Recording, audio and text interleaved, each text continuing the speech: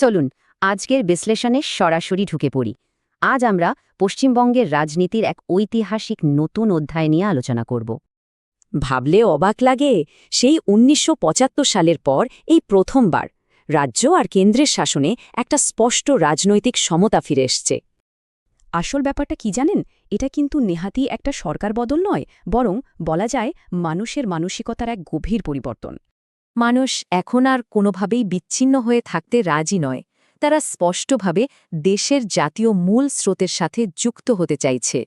ঐতিহাসিকভাবে দেখলে শ্রমজীবী বা বস্তিবাসীর মতো প্রান্তিক মানুষজন শাসক শ্রেণীর ওপর চরম নির্ভরশীলতার কারণে বাধ্য হয়েই সমঝোতা করতেন। কিন্তু দীর্ঘদিনের অপূর্ণ প্রতিশ্রুতি আর বঞ্চনার ফলেই এই প্রান্তিক মানুষগুলো এখন পুরোপুরি মুখ ফিরিয়ে নিতে শুরু করেছেন। আর ঠিক এখানেই সাময়িক স্বস্তি এবং একটি দীর্ঘমেয়াদী সুরক্ষিত ভবিষ্যতের স্বপ্নের মধ্যে একেবারে স্পষ্ট একটা পার্থক্য তৈরি হয়েছে। সবচেয়ে চমকপ্রদ বিষয় হল মানুষের নতুন উপলব্ধি। অনুদানের অর্থ সাধারণ করদাতারই টাকা, এটা একেবারেই কারো দয়া বা খয়রাত নয়।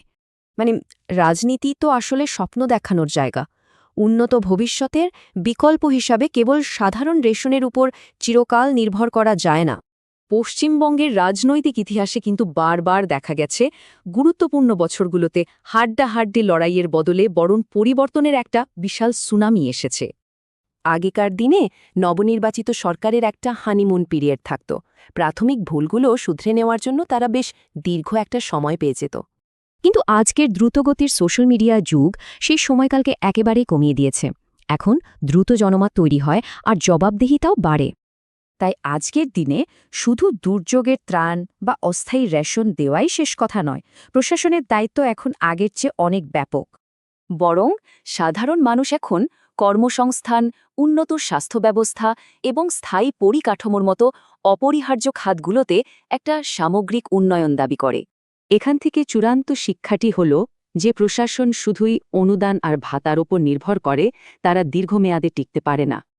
এই বিশাল পরিবর্তন শেষমেশ একটা প্রশ্নই জাগায়, নতুন রাজনীতিক সমীকরণের এই অধ্যায় কি অবশেষে মানুষের সেই প্রকৃত স্বপ্ন পূরণ করবে?